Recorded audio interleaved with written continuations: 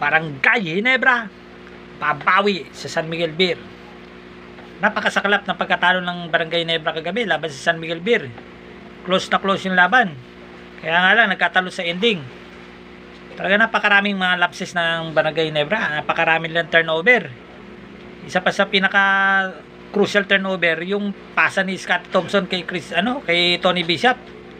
Akala ni Christian Stanader sa kanya bibigay yung bola, kaya inagaw niya yung bola. Ayun, nagresulta ng turnover.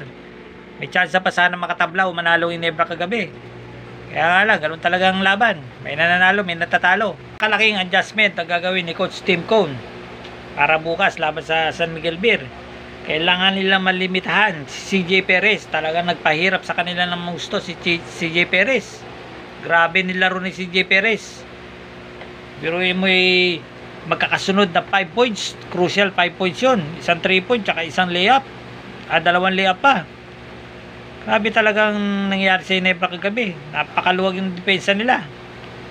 Hindi pa nga pumutok si Marcio Lassiter At nakontrol na nga nila si Jun Marbardo. Si CJ Perez naman ang kumana. Talaga napakasolid ng San Miguel talaga. Powerhouse na powerhouse. Hindi pa naglaro si Terence Romeo yan.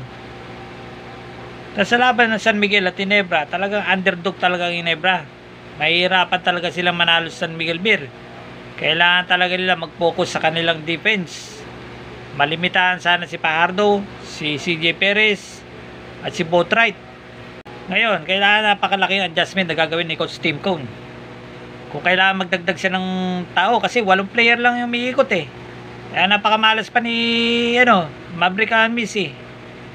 Kung pumapasok sana yung mga 3-pointer niya nung 4th quarter, di sana nakalamang sila ng gusto.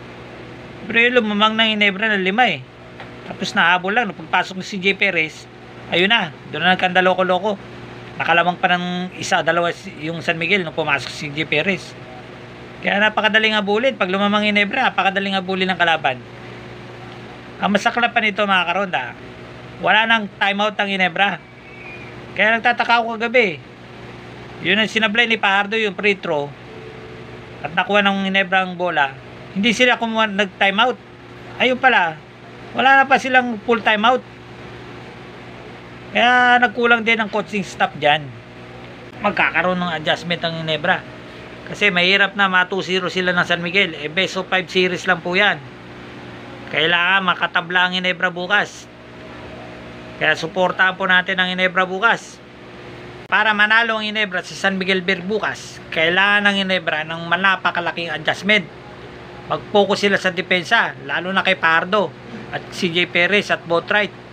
Yan talaga yung nagpapahirap sa Ginebra, lalo na pag sa loob ng binigay yung bola. Kagaya ng crucial shot ni Fajardo, nabigyan siya sa ilalim. Yun talaga napakalaking yun. Dagok sa Ginebra yun. Nakontrol nga nila si Fajardo per second, third. Yung fourth naman talagang nabigyan, hindi nila kinayang lakas si Fajardo. Yan yung mga kailangan na adjustment ng Ginebra para manalo sila sa San Miguel Beer. At saka kailangan mag-step up nila Maverick Missy, nila Stanley Pringle, Jamie Malonzo, Christian Stanader, Japet Aguilar. Lahat dapat mag-adjust sila lahat Dapat mag-step up sila lahat para manalo. Sabagay, kilala naman natin ang Ginebra. Talagang hindi papatalo yan. Yan ang never say die team ng Ginebra. Walang susuko. Kaya kailangan ng hustle play. Si Scotty Thompson ang bubuhay si Ginebra.